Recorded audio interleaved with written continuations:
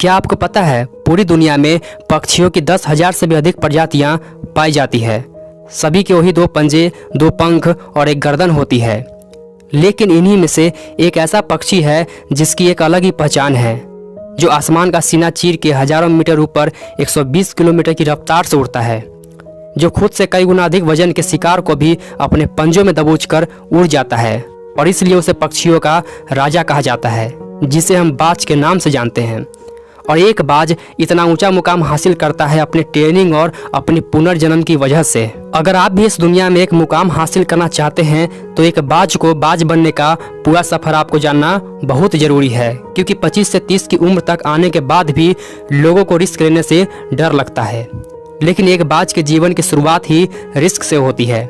जिस उम्र में बाकी पक्षियों के बच्चे सिर्फ ची ची करना सीखते हैं, उस उम्र में एक मादा बाज अपने बच्चों को पंजों में दबोचकर हजारों मीटर आसमान की ऊंचाइयों में उड़ जाती है, उसे ये बताने के लिए कि तेरा जन्म आसमान का सीना चीर के सबसे ऊपर उड़ने के लिए हुआ है। तेरा जन्म पक्षियों का बादशाह बनने के लिए हुआ है। जमीन से हजारों मीटर ऊपर ले जाकर मादा बाज अपने पंजों से उसे छोड़ देती है और यहीं से शुरू होती है उसकी हाई रिस्क ट्रेनिंग।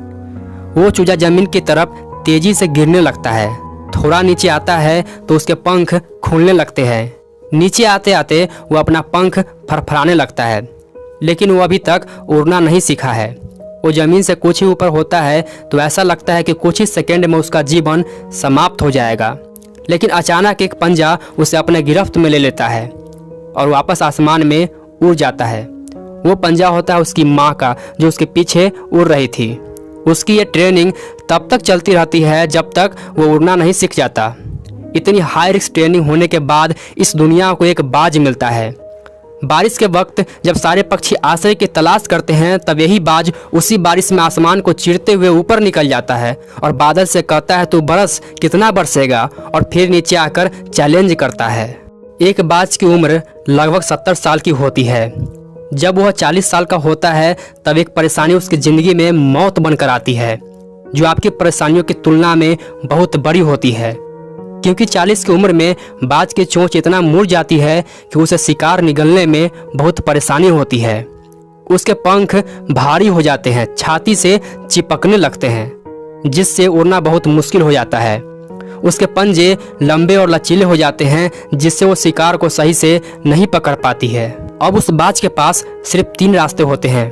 पहला, वो अपने शरीर त्याग सकता है। दूसरा, गिद्ध की तरह छोड़े हुए भोजन पे निर्भर हो जाए।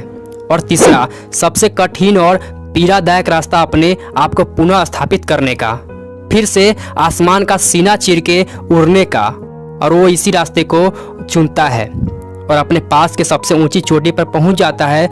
वहां पर अपना घोंसला बनाता है और फिर से शुरू होता है परेशानियों को जड़ से उखाड़कर आसमान में उड़ने का सफर। वही अपनी चोंच को एक चट्टान पर मार मार कर तोड़ देता है, लहूलुहान हो जाता है और इंतजार करता है नई चोंच आने का। उसके बाद नई चोंच से अपने पंजों को काट देता है और फिर इंतजार करता है नए पंजों के उग आने का। उसके बाद वह अपने एक एक पंख को अपने शरीर से अलग करता है और फिर इंतजार करता है नए पंख उग आने का। और इस प्रक्रिया में उसे समय लगता है पूरे 5 महीने का।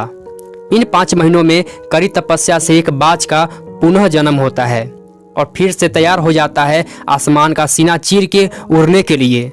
जो 3 रास्ते बाज के पास थे, वही 3 रास्ते आपके पास होते हैं। लेकिन कुछ लोग पहले रास्ते को चुनते हैं और परेशानियों के तले दबकर सुसाइड कर लेते हैं। अधिकतर लोग दूसरे रास्ते को चुनते हैं। वो परेशानियों का बोझ पड़ते ही अपने लक्ष्य को छोड़कर एक नॉर्मल लाइफ जीने लगते हैं। और कुछ लोग वो भी होते हैं जो इस परेशानियों को लात मारकर अपनी मेहनत के दम पर बाज की तरह आसमान की बुलंदियों को छूते हैं। दोस्तों, बाज की यह ट्रेनिंग हमें बहुत कुछ सीख देती है कि अगर रिस्क लेना पड़े तो लो, अपने फील्ड में अपने आप को इतना ट्रेंड कर लो कि उस फील्ड में आपसे ऊपर उड़ने के बारे में सोचकर लोगों के पसीने छूट जाएं। तभी आप अपने फील्ड के बादशाह कहलाओगे। तो मिलते हैं अगले वीडियो में, तब तक के लिए जय हिंद, जय भारत।